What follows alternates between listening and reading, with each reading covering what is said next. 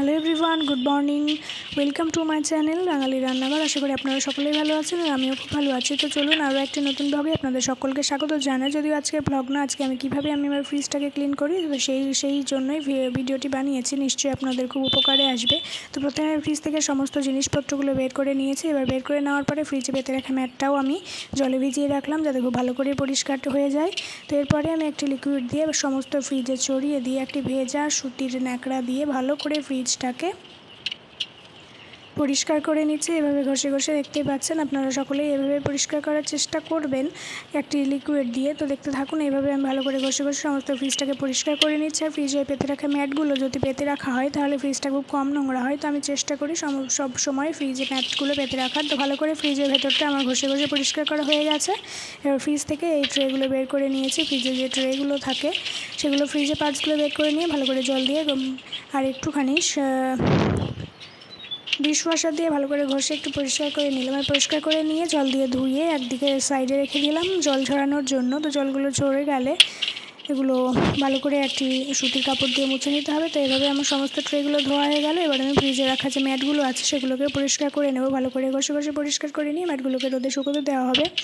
তো চলুন দেখতে থাকুন ভিডিওটি, আশা করি আপনাদের ভালো লাগবে।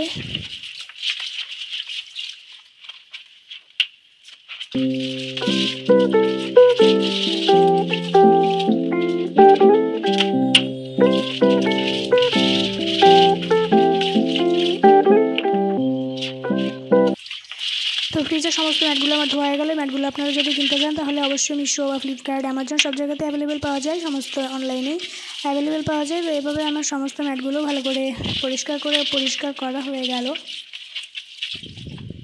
ভালো করে ধুয়ে নিলাম ম্যাটগুলো জল দিয়ে। এবার ম্যাটগুলোকে রোদে শুকোতে দেওয়া হবে।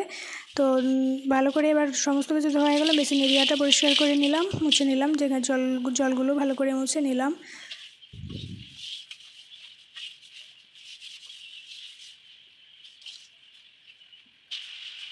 তো চলুন এবার ফ্রিজে পাতা যে ম্যাটগুলো আমি এখানে জানালাতে দিয়ে দিলাম শুকানোর জন্য। তো জানালাতে দিয়ে দিলাম তার কারণে এখানে খুব সুন্দর একটি রোদ আসে, ছাদে দেওয়ার প্রয়োজন নেই। খুব পাতলা জিনিস তো, আর বাতাস হচ্ছিল বাইরে উড়ে যেতে পারে, তো সেই কারণে জানালায় দিয়ে দিলাম। 2-3 মিনিটের মধ্যে শুকিয়ে যাবে, শুধু জল ঝরলেই শুকিয়ে যায়। তো এই যে এভাবে আমি এখানে জানালায় ম্যাটগুলো রোদে দিয়ে দিলাম।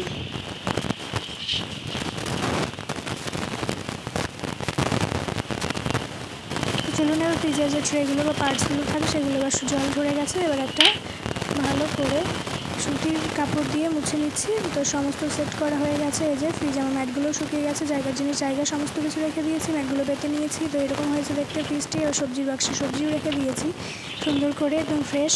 তো ফ্রিজটা বন্ধ করে দিলাম। এইভাবে